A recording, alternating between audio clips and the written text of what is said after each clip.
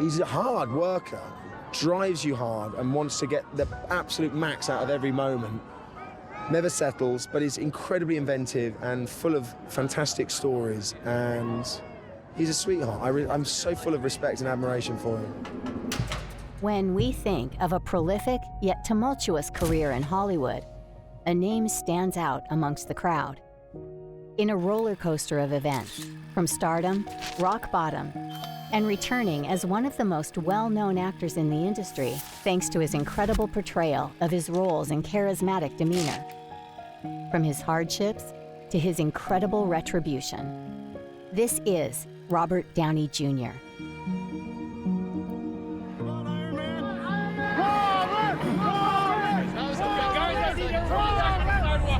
Everybody on the sidewalk!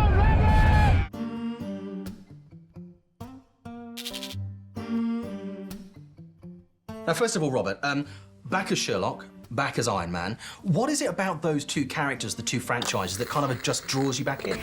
Got the feeling in your bones, make you feel right at home. Robert was born on the 4th of April, 1965 in Greenwich Village, New York. His mother, Elsie Downey, was an actress, and his father, Robert Downey Sr., was an underground yet fearless visionary director who would go to set the standards for countercultural comedy in the 1960s and 70s. Did you always feel like you could let the actors go, or is that something you came around to? Oh, no. You mean all my whole life? Yeah. Well, a lot of times I've worked with non-actors. Right. And that's kind of interesting, too, because you get what you get. And once in a while, if you try and force them into what conventional acting is, they don't know what to do. So that's kind of frustrating. With these guys, you can kind of arrive and realize an idea and then ask for another one. And they're more than ready, and then they'll add another one. And it's just, especially with some of these guys, I mean, it was hard to pick what to pick in the editing. It was hard. Though his original surname was Elias, the Downey name came to light once his father enlisted in the Army. Robert grew up with his sister Allison, and being surrounded by the arts, began to pick up an interest in acting and music from a young age.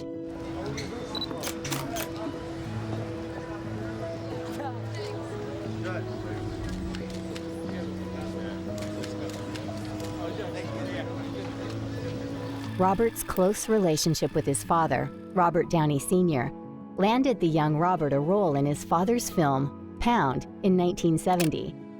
This would be Robert's first appearance on screen, playing the role of a sick dog.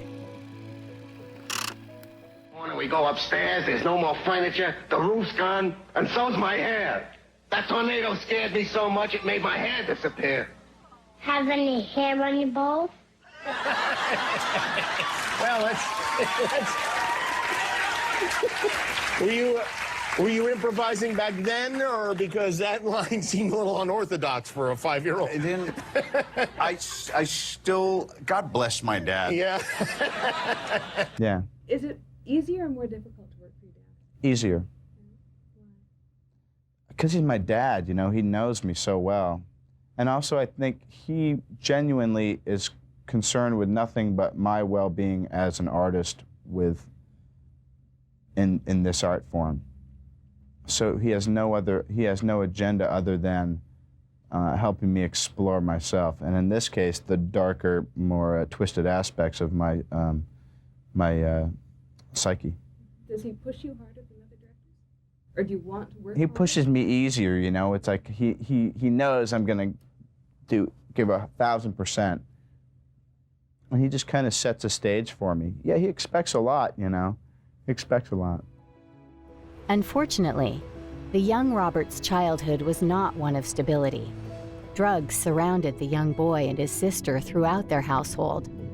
And by the age of just 7 years old, Robert Downey Sr. would offer his son a joint of marijuana, and young Robert reciprocated.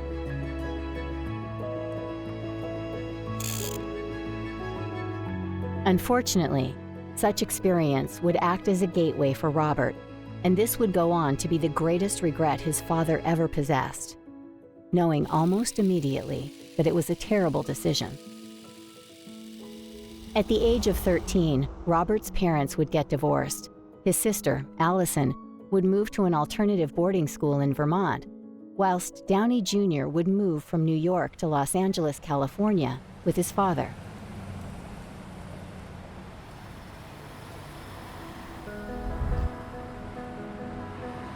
The idea of school didn't sit well for the young Robert.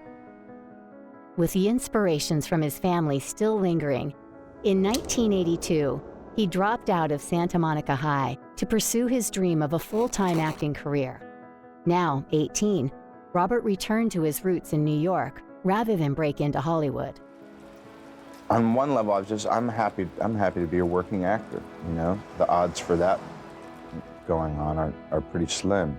And on the other hand, I felt like I never really paid that much attention.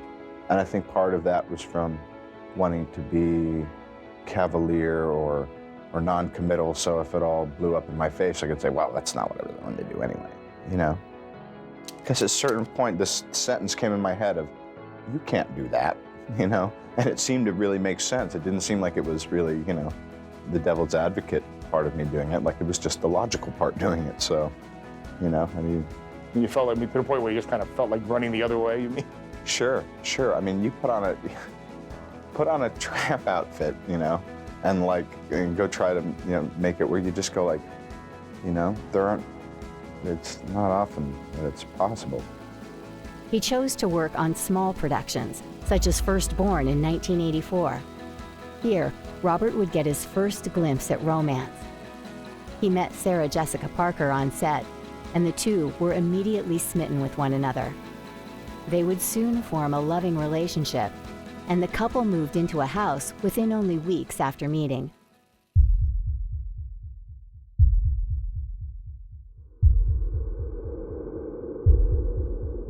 Over time, his former co-star and lover, Sarah, would become more and more concerned of Robert's behavior as it became apparent a serious drug habit was forming. Eventually, she felt supporting him was more akin to being a mother than a girlfriend.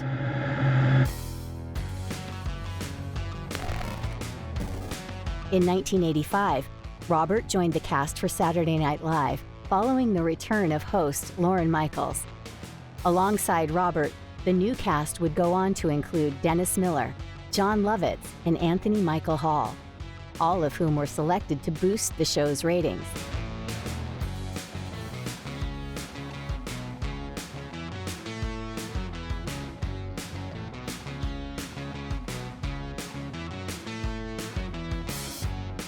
In the same year, Robert had acting breakthroughs while working on Tough Turf and Weird Science.